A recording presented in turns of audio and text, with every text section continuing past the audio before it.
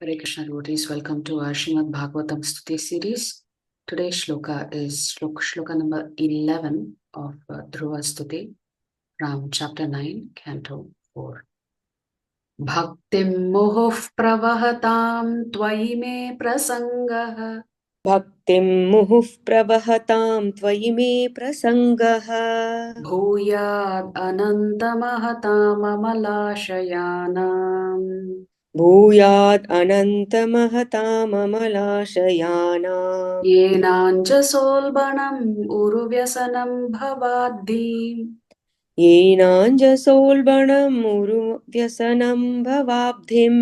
Neshye bhavatgunakathamritapanamattah. Neshye bhavatgunakathamritapanamattah. Word for word meaning, translation and purport by His Divine Grace, Srila A.C. Bhaktivedanta Swami Prabhupada, Srila Prabhupada Ki Jai. Bhaktim, Bhaktim, devotional service. devotional service. Muhuhu, Muhuhu, constantly. constantly. Pravahatam, Pravahatam, of those who perform. of those who perform. Twai, Tvai, unto you. unto you. Me, Me, my. my. Prasangaha, Prasangaha, intimate association. intimate association. Bhuyat, Bhuyat, may it become. may it become. Ananta, Ananta, O unlimited. O unlimited. Mahatam, Mahatam, of the great devotees. of the great devotees. Amala Ashayanam, Amala Ashayanam, whose hearts are freed from material contamination. whose hearts are freed from material contamination. Yena, Yena, by which. by which. Anjasa, Anjasa, easily. easily. Ulbanam, Ulbanam, terrible. terrible. Uru, Uru, great. great. Vyasanam, Vyasanam, full of dangers. full of dangers. Bhava Abdhim, Bhava Abdhim, the ocean of material existence. the ocean of material existence. Neshye, Neshye, I shall cross. I shall cross. Bhavat, Bhavat, your. your. Guna, Guna, transcendental qualities. transcendental qualities. Katha, Katha, pastimes. pastimes. Amrita, Amrita, nectar eternal. nectar eternal. Pana, Pana, by drinking. by drinking. Mattaha, Mattaha, mad. mad. Translation. Dhruva Maharaj continued. Dhruva Maharaj continued, O unlimited Lord, O unlimited Lord, kindly bless me, kindly bless me, so that I may associate with great devotees, so that I may associate with great devotees who engage in your transcendental loving service constantly, who engage in your transcendental loving service constantly, as the waves of a river constantly flow. as the waves of a river constantly flow. Such transcendental devotees Such transcendental devotees are completely situated in in an uncontaminated state of life in an uncontaminated state of life. by the process of devotional service. By the process of devotional service, I shall surely be able to cross the nascent ocean to cross the nascent ocean of material existence, of material existence, which is filled with the waves of blazing fire-like dangers. which is filled with the waves of blazing fire-like dangers. It will be very easy for me, It will be very easy for me, for I am becoming mad, to hear about your transcendental qualities and pastimes, to hear about your transcendental qualities and pastimes, which are eternally existent. Reading from Srila Prabhupada's purport. The significant point in Dhruva Maharaj's statement is that he wanted the association of pure devotees. Transcendental devotional service cannot be complete and cannot be relishable without the association of devotees. two very important statements for anybody who's practicing devotional services. So essentially, it means that without the association of devotees, it is impossible to make progress in devotional services. Not only is the Lord saying it, the great devotees of the Lord always say the same thing. We have to be in the association of devotees. And I was listening to a lecture by His Holiness Bhaktivinoda Swami Maharaj on this particular shloka. And Maharaj was saying, as many of us who have taken Bhakti Shastri would know, that we have the Kanishta Adhikari, Madhyama Adhikari, and Uttama Adhikari. For every devotee, we must take three types of association. It is not that I will only hang out with the very senior devotees. That should not be the mood. So Maharaj was saying that we should give association to the juniors. Even when we give our association to someone who's a neophyte devotee, we get benefited. We learn and we make progress. We should also associate with devotees who are equals, in the sense that you have a more intimate relationship with them. You can share your feelings, your progress, your remorse about bhakti and not being able to progress. And you must associate with senior devotees who are more realized than you, because it's the senior devotees who will test you, who will correct you. So essentially, Maharaj was saying this is the bhakti currency. This currency is being exchanged among these three sets of devotees with different levels of consciousness. And each devotee must take the association with all three types of devotees. So Prabhupada is saying transcendental devotional service cannot be complete and cannot be relishable without the association of devotees. We have therefore established the International Society for Krishna Consciousness. Anyone who's trying to be aloof from this Krishna Consciousness Society and yet engage in Krishna consciousness is living in a great hallucination, for this is not possible. So many devotees think, maybe a few devotees think, I'll just sit at home and do my chanting. I'll do my reading. I will hear Harikatha.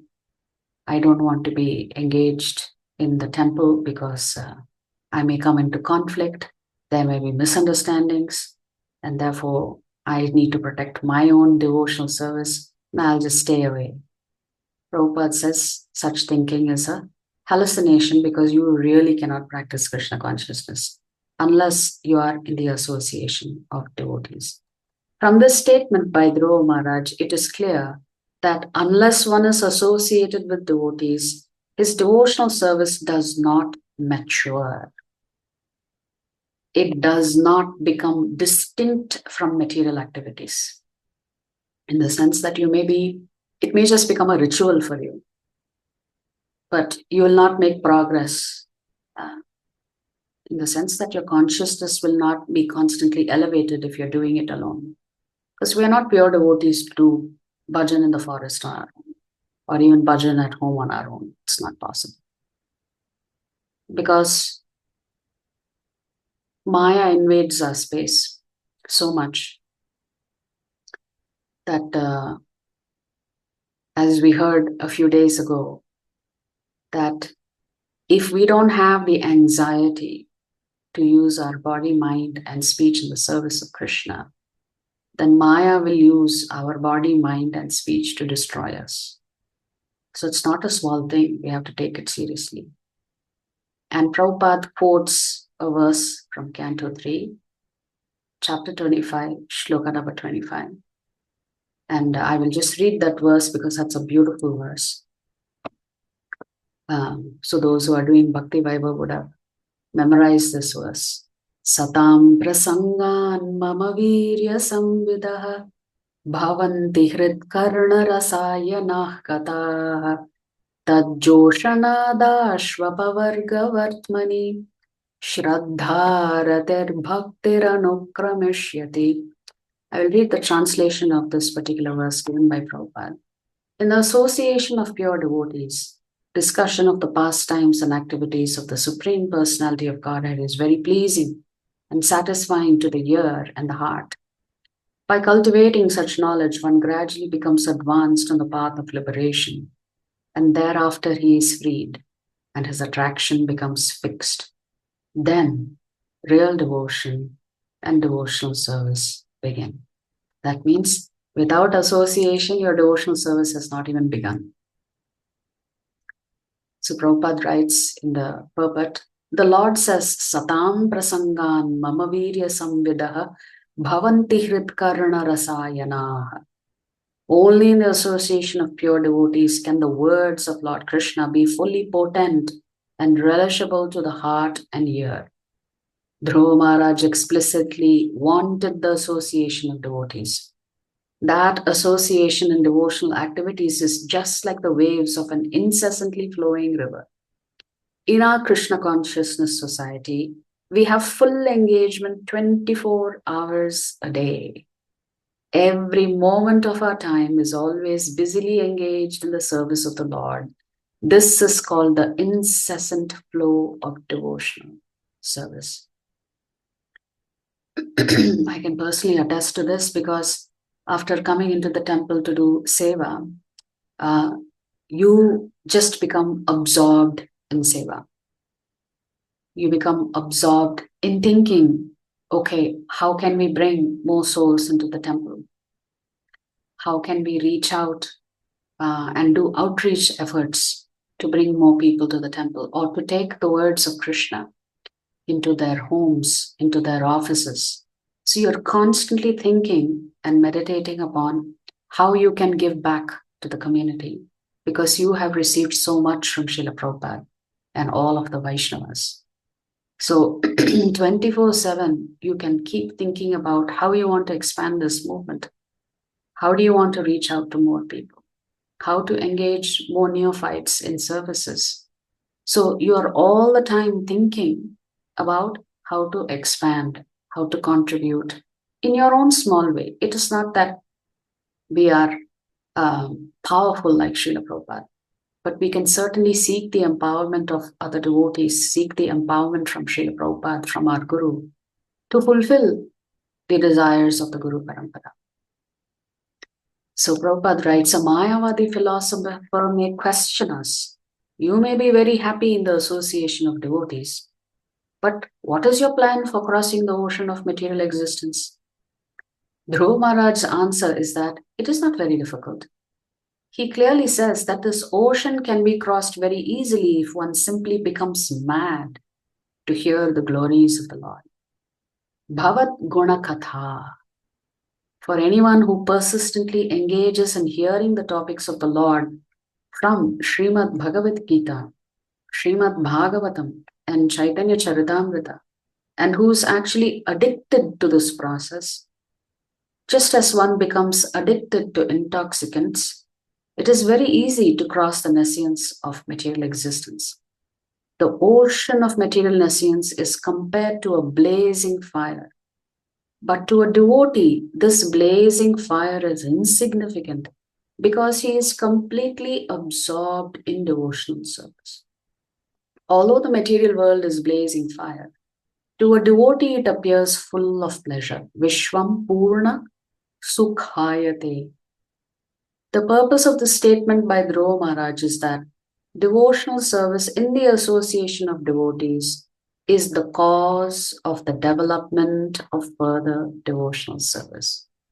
So, in the lecture, Maharaj was saying, Bhakti sanjayate bhakti. Bhakti produces bhakti. Matter and the material world does not produce bhakti. So that is why Prabhupada is saying, if you want your bhakti to be fed, then you have to take the association of devotees. Only then the creeper will grow. By devotional service only is one elevated to the transcendental planet Goloka Vrindavana. And there are also And there also, there is only devotional service. For the activities of devotional service, both in this world and in the spiritual world, are one and the same. So anybody performing devotional service here, who are busy in services of the Lord, of the deities in the temple, is no different than doing devotional service in the spiritual world. Because in the spiritual world also, you're doing the same thing.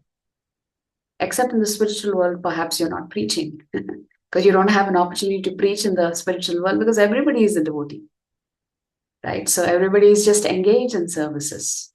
So that sweetness of preaching actually comes in the material. Devotional service does not change. The example of a mango can be given here. If one gets an unripe mango, it is still a mango. And when it is ripe, it remains the same mango, but it has become more tasteful and relishable. So mango is a mango. Over a period of time, it becomes ripe and the taste of that mango changes. Similarly, there is devotional service performed according to the direction of the spiritual master and the injunctions and regulative principles of Shastra. And there is devotional service in the spiritual world, rendered directly in association with the Supreme Personality of Godhead. So the sadhana bhakti process is like a raw mango. You keep doing it, and you will get to Krishna Prema, which is what is offered in the spiritual world to the Lord. But they are both the same, Prabhupada says. There is no change. The difference is that one stage is unripe and the other is ripe and more relishable. It is possible to mature in devotional service only in the association of pure devotees. Now, one day, some disciples were talking to Prabhupada. And at that time, this Juhu temple issue was going on, and they had to raise funds to construct the temple.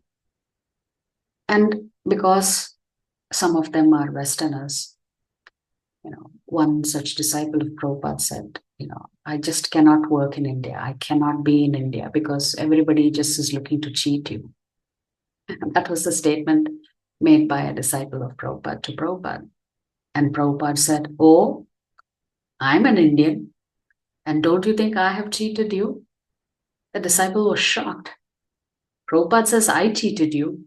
I cheated you so much that you shaved your head and you're keeping a shika, you're waking up at 3:30 in the morning, you're doing seva, you're serving the Lord, you're serving the devotees. Did I not cheat you?